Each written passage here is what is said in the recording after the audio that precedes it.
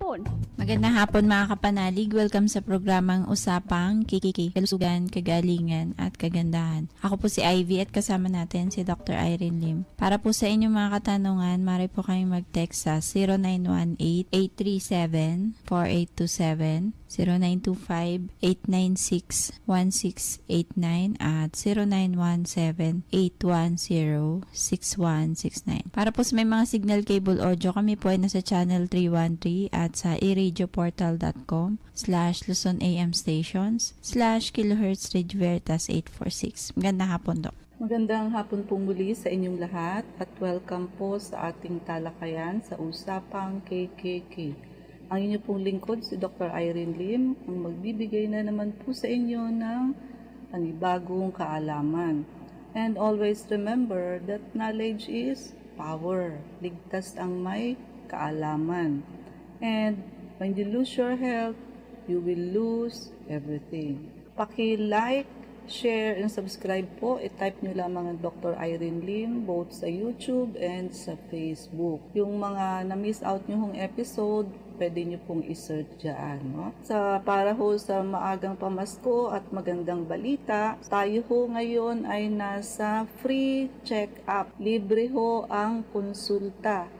At may free pa ho kayong urine and sugar testing. Magpalista na ho kayo kasi limited lamang po ang aming slot. Una-unahan na lang po. No? But wag naman pong magpapalista ang hindi sigurado kasi ho sayang yung slot na ibinigay namin sa inyo. Tapos ho pagka-cancel, mas marami hong nangangailangan ng slot na yun. Magpalista ho lahat pero yung sigurado lamang, no? Yung atin hong promo package, may promo package ho tayo na detox, blood cleansing, with or without vector scan.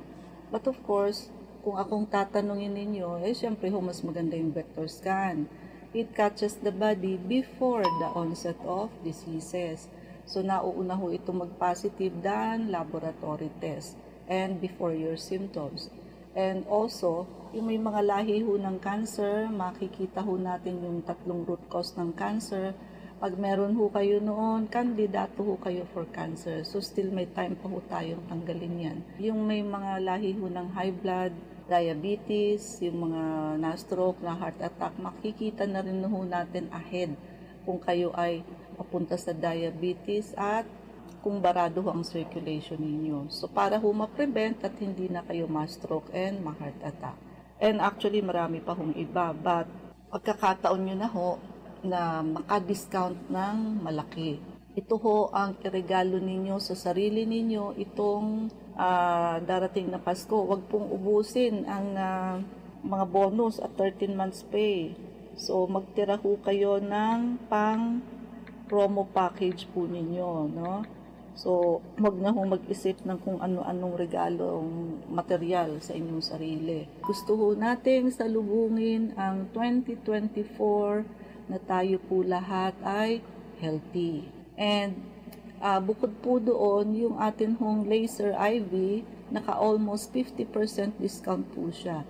And ito ho ay isa ho sa blood cleansing na ginagamit natin sa clinic. One of the latest from Russia, ito ho ay tricolor. So, red light for chi and circulation. Yung blue light ho, nakakapatay ng lahat ng mikrobyo, bacteria, virus, eggs of parasite, and para ho sa mga cyst, tumor, cancer. Green light to boost immunity and also for increase or improve oxygenation. So, yan hong tatlong kulay ng laser na yan. Laser pa lamang ho yan, pero nakita nyo naman ho ang benefit. Sa ating blood cleansing, meron pa ho tayong ginagamit na iba tulad ng ultraviolet, ozone, and high-dose vitamin C.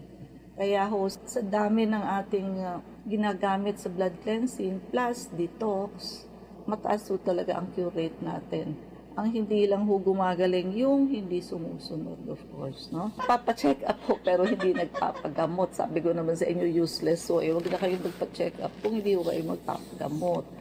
Kaya nga ho kayo nagpa-check up para magamot ho kung ano yung mga makikita sa inyong sakit, di ho ba? So, ito ho ay transferable, pwede nyo ipangregalo sa mga kaibigan, kamag-anak, magulang, anak. Plus, pwede na ho kayo mag-prepaid right now. Ibig sabihin, bayaran nyo na para hindi na ho kayo mapagsarahan ng promo. And kung wala pa kayong time, pwede nyo hong gamitin later. No? Daig ng maagap ang masipag.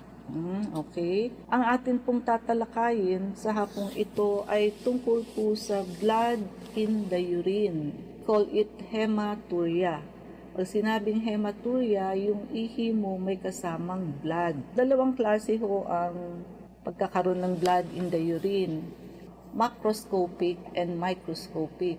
Ibig sabihin ho ng macroscopic, you can see it grossly with the human eye. So, ibig sabihin, yung urine, pag tinignan ninyo, tea-colored. Bakit ho dugo? Tea-colored pala.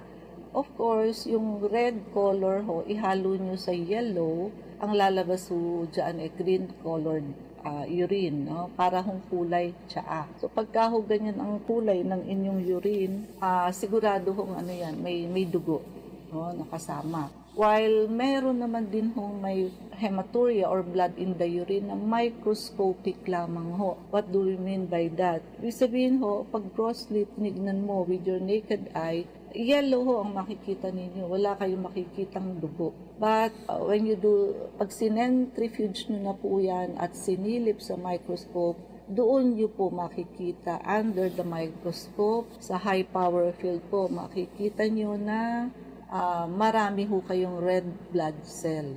Makikita nyo sa microscope. Normally ho, 0 to 2 per HPF. Pagka may blood in the urine ho kayo, tumataas siya. Nagiging 3 to 5, 10 to 15, ayan, no? So, hindi ho normal na may ganyan ang tao. Ano-ano ba ang mga factor na nakaka-contribute ho sa pagkakaroon ng hematuria or blood in the urine? Yung UTI ho, or urinary tract infection, pwede ho yan makakos ng blood in the urine. Also, kidney stone.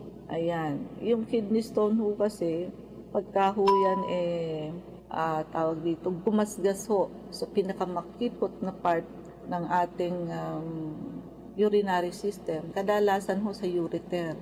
May konting dent ho kasi tayo dyan sa ureter. Kadalasan ho doon naiipit. Pag naipit ho kasi siya, ma-erode niya yung lining ng urinary system. Siyempre ho dudugo. So magbi-bleed. Yung bleeding na hong yun ang lalabas sa ihi nyo, whether grossly or microscopically. Pagka ho grossly, ibig sabihin, mas marami yung bleeding kesa ho sa microscopic lamang. And pwede rin ho yan sa may enlarged prostate. So more common, of course, so sa men. No? Kasi ho, nadadaganan ng prostate yung urinary bladder. No? Of course, vigorous exercises, yung mga intense physical activity ho, can lead sometimes to blood in the urine, but microscopically lamang po, no? Hindi ho gross. Ang nagkakos naman ho ng gross na hematuria yung medyo malalang sakit, no? Halimbawa, cancer, no? Kidney stone, pwede rin po. Certain medication, check nyo rin ho yung mga iniinom ninyo kasi minsan may mga iniinom ho na nakakakos ng hematuria. Another is cystitis. So, pinaka-common ho, stones, kidney stones, and cystitis. Yan ho, pinaka-common. When we say cystitis, meaning yung urinary tract infection ho, nasa urinary bladder. So, di ho ba ang UTI, iba-iba ho ang level. Doon sa pinakamababa, urethritis. Pagka ho nasa gallbladder, nasa urinary bladder, cystitis. Pagka ho nakaakyat ho sa kidney, pyelonephritis. Mas severe ho pagka pyelonephritis. Ibig sabihin, nakaakyat ho ang bacteria or other germs mismo ho sa loob ng kidney. Pag nangyari ho yun, pasyente ho kadalasan nagkakaroon ng fever and chills. Yung ordinary ho kasing lagnat-lagnat natin, pagka yung respiratory, bibihira naman ho ang nag-chills. Pero ho pagka fever and chills, mas pathognomonic ho yan sa pyelonephritis. Yun ho ang dalawang pwedeng i-differentiate, cystitis or kidney stone, basta ho may blood sa urine. Ang difference lamang ho is, kadalasan ho ang cystitis, mataas din ho ang WBC kasi nga ho, urinary tract infection ho yun sa urinary bladder. So, ibig sabihin may infection at saka kaya ho nag-cause ng bleeding. While ang kidney stones, hindi ho lahat may UTI, hindi ho lahat may infection. So, pag kidney stone, kadalasan ho RBC lang ang makikita nyo sa microscope. Pero yung leukocytes or white blood cell, wala po. So pagka ganun, more on kidney stones tayo doon, no? Ang may kidney stones naman ho kasi, sumasakit ho ang balakang. Dito ho sa may level ng siko natin or elbow, sa tagiliran ho na medyo likod, diyan ho ang level ng ating kidney. Kadalasan ho ang may kidney stone, may flank pain. Diyan ho sa level na yan ng siko. Radiating to the thigh, the legs, minsan ho hanggang feet, tumutulay ho yan. Para ho bang ngalay na ngalay, no? Kapag pipindutin nyo, hindi nyo humakuha kung saan yung masakit kasi ano ho yung sakit niya, yung nasa loob-loob, yung pain, no? Hindi ho nawawala ng masahihin mo lang kasi ho malalim yung pain. Of course, aside from kung isipin mo, kidney stone lang naman pala, tsaka cystitis. Pag cystitis, antibiotic lang yan. Hindi ho lahat minor. Ang isa ho sa pinakapangit, may hematuria is, it can be cancer. And isa ho sa pinaka-common na cancer is renal cell carcinoma. Iyan ho ang typically, nag-o-originate ho yan sa small tubes sa loob ng kidney. Minsan ho, walang symptoms, pagka early stage pa ho. But habang nagpa-progress po yan, sign might include, ayun na ho, isa sa sign niya is blood in the urine. Tsaka ho, merong persistent pain in the side or back, doon nga ho sa level ng inyong siko kasi andoon ho sa loob ng kidney. And there is a lump in the abdomen.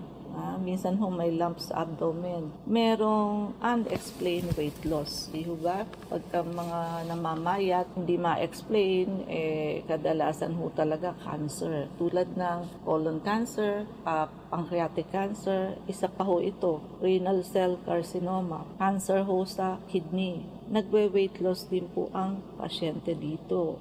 Always feel fatigue. Lagi hong mahina ang pakiramdam, laging pagod. Meron hong intermittent fever. Ibig sabihin ho, magkakaroon, mawawala. So, on and off ho ang fever. And of course, the exact cause is often unknown. Of course, ang risk factor ho sa renal cell carcinoma, which is one of the symptoms also, is blood in the urine.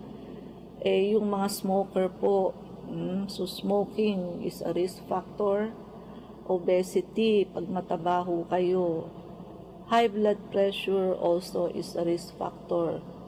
And certain genetic factors. And ang treatment option ho may vary.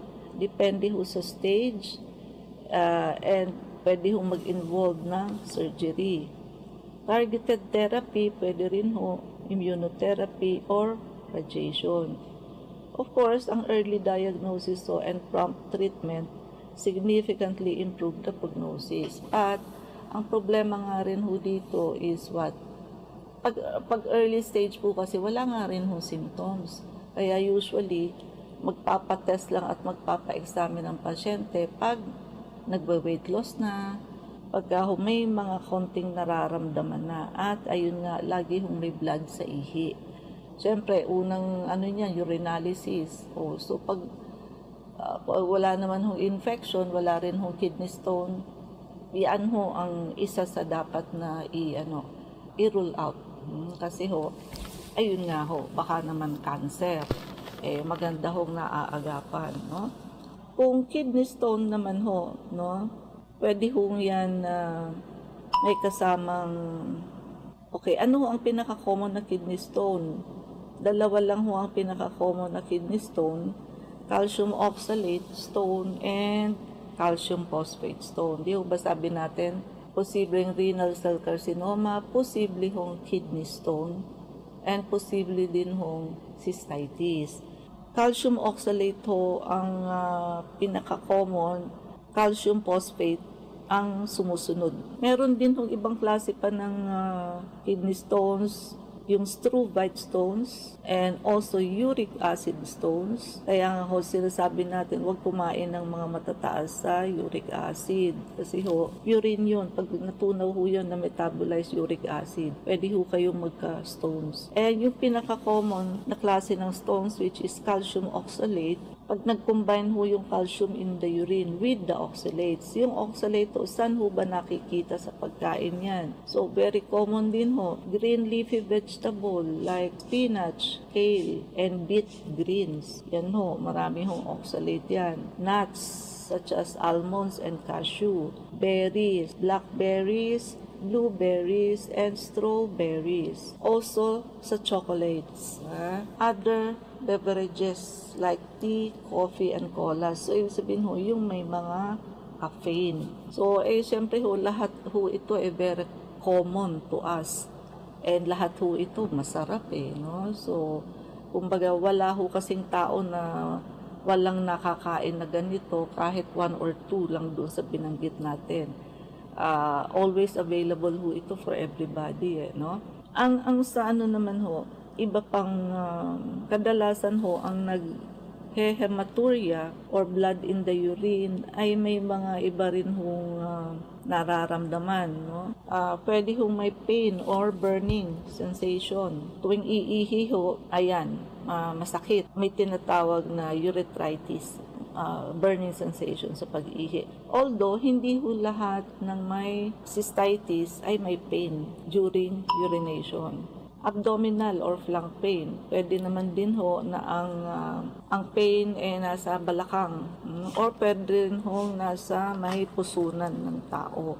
Pwede hong kidney stones or pwede hong UTI. Pwede ho dito sa may puson sa harap, pagka ho UTI. Pero ho, hindi lahat ng may UTI hematuria.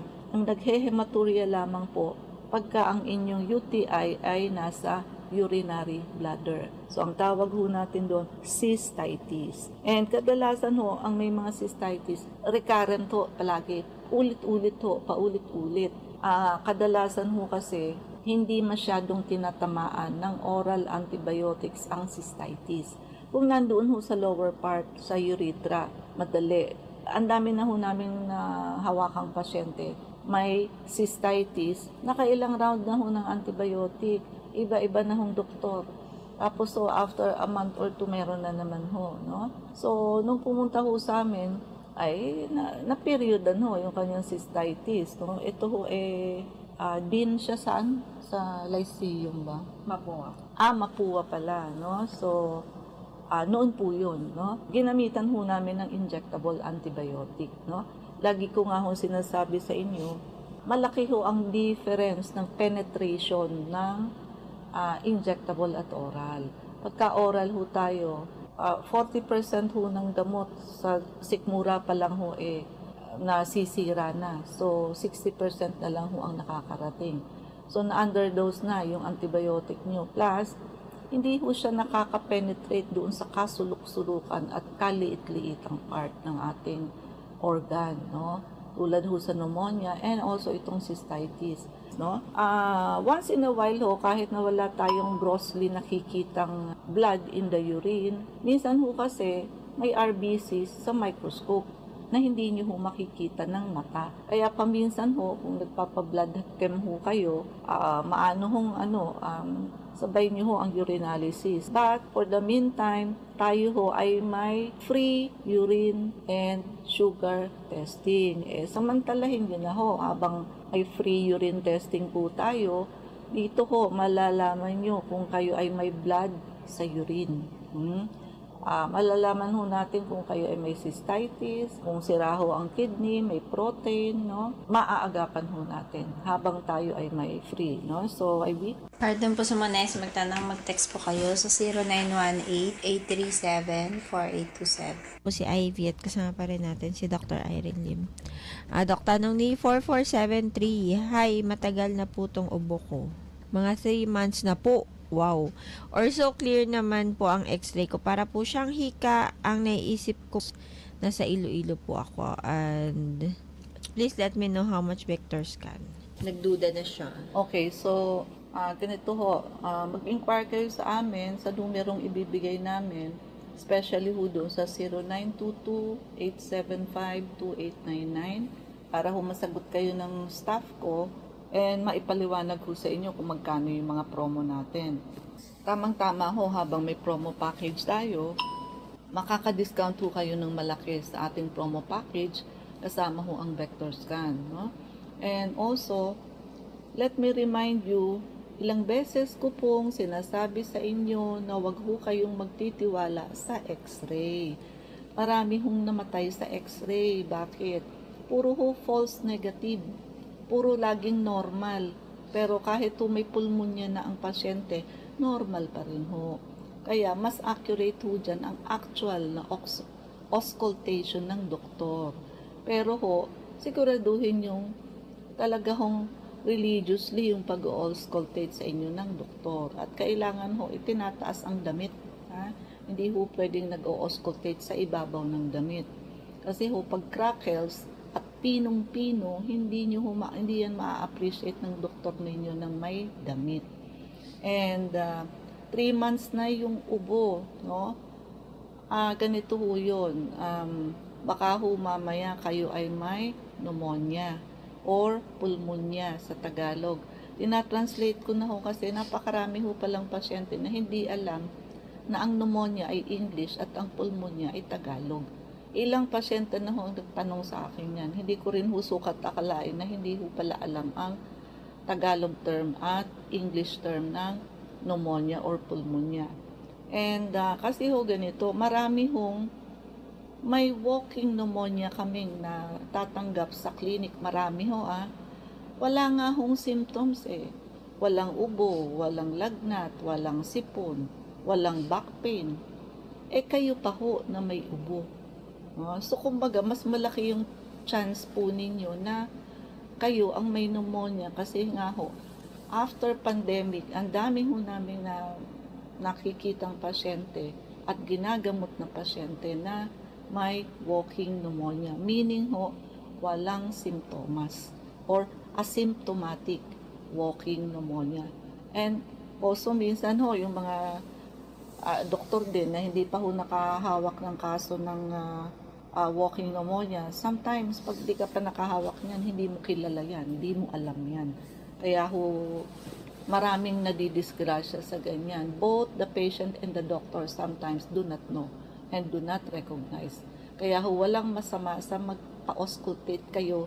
Kailangan ho nag-o-auscultate din ang doktor. No? Hindi ho din, kailangan talagang nag-o-auscultate ang mga doktor. No? Kahit ho, hindi yun ang chief complaint. Magpalista ka ng check-up sa amin habang free check-up tayo at may promo package ang ating vector scan. Walang tayong oras, so mangyari po lamang na kayo magpalista kung kayo ay magpapa-check-up. So Unit 1101, Clinica Medica 101, Centuria Medical Makati, Salamanca Street Corner, Kalayaan Avenue, Makati City. Ang landmark ho natin is along Makati Avenue, yung corner General Luna Street. Open ho kami pati na ho Saturday and Sunday and even holidays. Kailangan lamang ho magpalista kayo ahead. Ay ang mga numero. Pardon po sa mga nais magtanong, mag-text po kayo sa 0918-837-4827. Prevention is better than cure and health is the best investment. Regaluhan niyo po ang inyong sarili ng pagpapacheck up para huma-auscultate namin ng likod ninyo. Maagapan ho kung kayo ay may asymptomatic or walking pneumonia. Sabayan nyo na rin ho ng pagpapavector scan, detoxification and blood cleansing program. At lalo na po ngayon, tayo ho ay naka-free check-up. So, libre ho ang konsulta. May libre pa ho kayong urine and sugar testing. So samantalahin ho ang pagkakataon, magpalista na po kayo, no? Limited lamang po ang slots namin. Una-unahan na lang po kayo, no? And yung promo package ho natin, malaki ang madi-discount ninyo sa blood cleansing, detox, and vector scan. Kasama ho ang ating laser IV, almost 50% discount. Pwede na ho kayo mag-prepaid now. And also, transferable ho ito. Pwede nyo ipang regalo. And paki-like, share, and subscribe po. I-type nyo lang mga Dr. Irene Lim, both sa YouTube and sa Facebook. IV. Please like us on Facebook. Ang account po natin ay Klinika Medica 101. Maraming salamat mga kapanalig sa pakikinig sa amin sa hapong ito. Abangan niyo po muli kami bukas, alas 4 hanggang alas 4:30 ng hapon sa programang Usapang KKK. Kasama natin si Dr. Irene Lim. Ako po si Ivy at sumayin niyo ang katotohanan. Salamat po.